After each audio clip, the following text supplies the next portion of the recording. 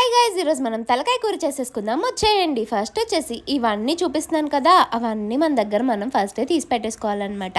First ఏమో కడాయిలో కాదు, కుక్కర్లో ఆయిల్ వేసుకొని హోల్ గరం మసాలా ఉంటుంది కదా, అవన్నీ వేసేసుకోవాలి. దాంతోపాటు ఆనియన్ పేస్ట్ వేసుకొని మంచిగా పచ్చివాసన పోయేదాకా పోగొట్టుకున్న తర్వాత అల్లం వెల్లుల్లి పేస్ట్ వేసుకొని అది కూడా పచ్చివాసన పోయేదాకా కలుపుకున్న తర్వాత దాంట్లోకి కొత్తిమీర, కరివేపాకు, పచ్చిమిరపకాయలు వేసుకొని అది కొంచెం మంచిగా పచ్చివాసన పోయినాక అప్పుడు టమాటో వేసేసుకోవాలన్నమాట. దాంతోపాటు పసుపు కూడా వేసుకోవాలి. ఇప్పుడు తలకాయ కూరలో ఉండే ముక్కలన్నిటిని నీట్గా క్లీన్ చేసేసుకొని అవి తీసుకొని వచ్చి దీనిలో వేసేయాలన్నమాట. ఇప్పుడు దీంట్లోకి తగినంత ఉప్పు వేసుకోవాలి.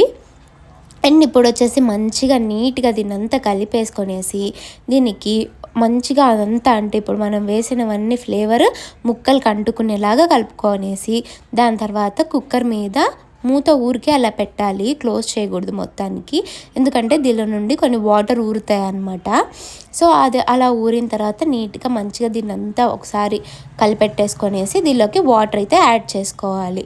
మనకి గ్రేవీ అంటే ఈ తలకాయ కూర ఉడికే అన్ని వాటర్ యాడ్ చేసుకున్న తర్వాత ఇంకా కుక్కర్ మూత పెట్టేసి ఒక 4 to 5 విజిల్స్ వచ్చేదాకా ఉంచుకోవాలన్నమాట. అలా విజిల్స్ వచ్చిన తర్వాత అప్పుడు మొత్తం అంటే కూల్ డౌన్ అయిన తర్వాత మూత తీసి చూస్తే కర్రీ అయితే ఇలా ఉంటుంది. ఇప్పుడు దీంట్లోకి ఫస్ట్ నేను చూపించానే దినుసులన్నీ వాటిని పొడిగొట్టుకోవాలన్నమాట. ఆ పొడిని తీసుకొని వచ్చి ఇప్పుడు ఈ పులుసులో వేసి మంచిగా మరగనివ్వాలి. ఎందుకంటే ఈ మసాలా ఫ్లేవర్ అంతా అంటుకొని చాలా టేస్టీగా అవుతుంది తలకాయ కూర.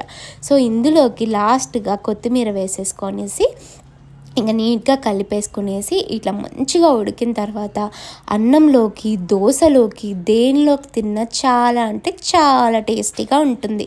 సో మీరు కూడా ఒకసారి ట్రై చేసేయండి.